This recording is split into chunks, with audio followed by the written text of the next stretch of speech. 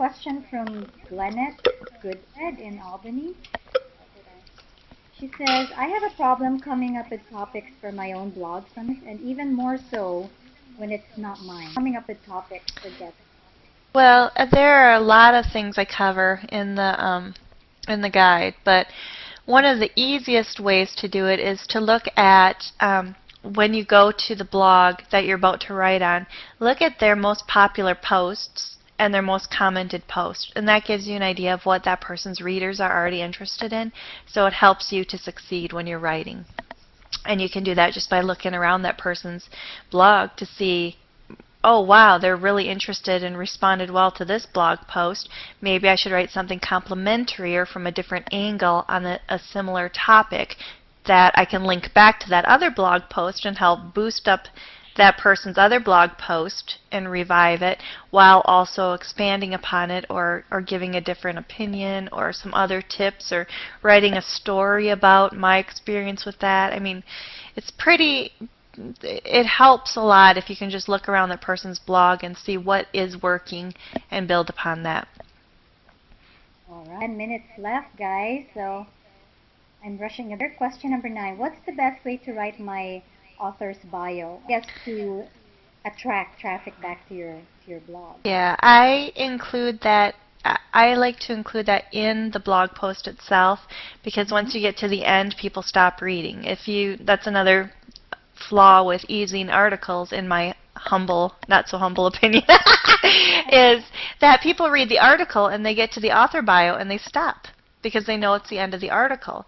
So if you continue before you sign your name, if you continue your invitation, I always made sure that those links open in a new window. If I was linking to my own stuff, I made sure that they opened in a new window so that the person would not be leaving the blog of my host, who was kind enough to have me there. But I like to include that invitation actually in the blog post itself with like an offer for a free thing, an offer for an e-course, a free video, something that's going to get them to come and learn more about you. But again, hopefully through an affiliate link for your host. So it is better to have your link right in the body of the guest post itself. If the host doesn't mind. And again, if you're doing so that link opens in a new window. Mm-hmm.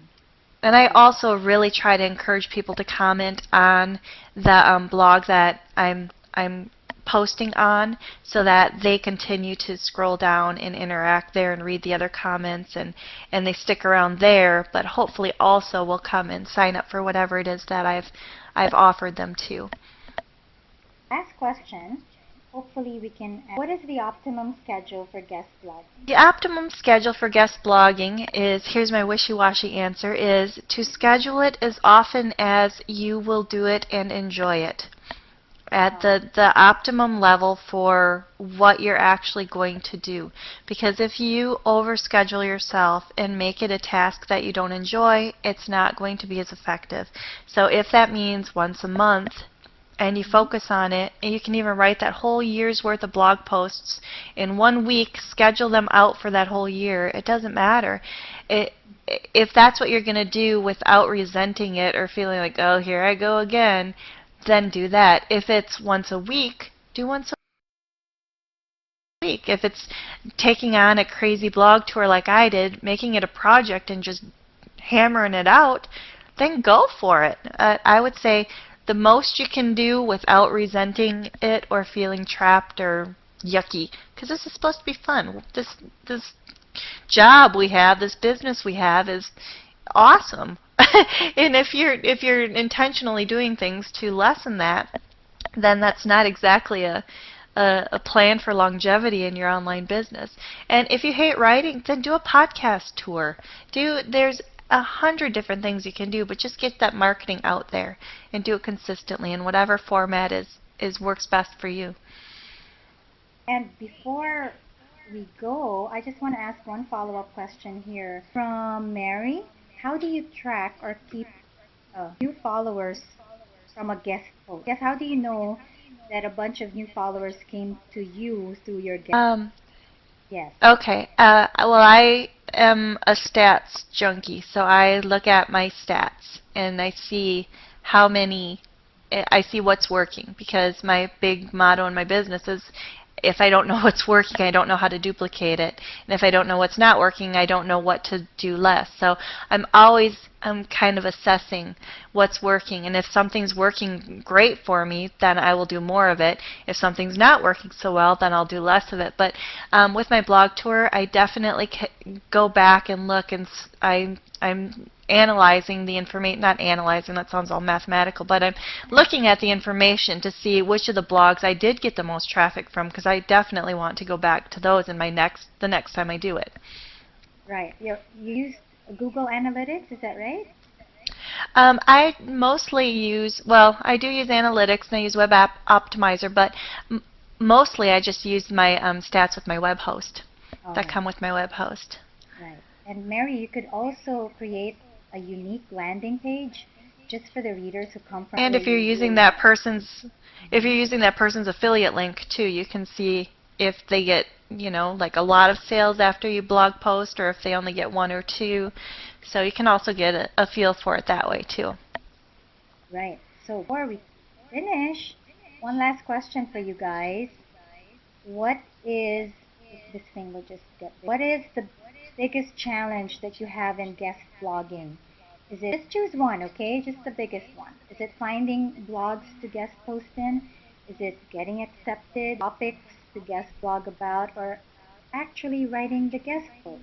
Either finding the time for it or just click on one of those choices. It looks like time management is definitely a hot topic there. Actual writing is difficult, even for writers like me. Mm-hmm. Yeah. It is. Okay. If I didn't plan those blog posts in advance, I never would have done it.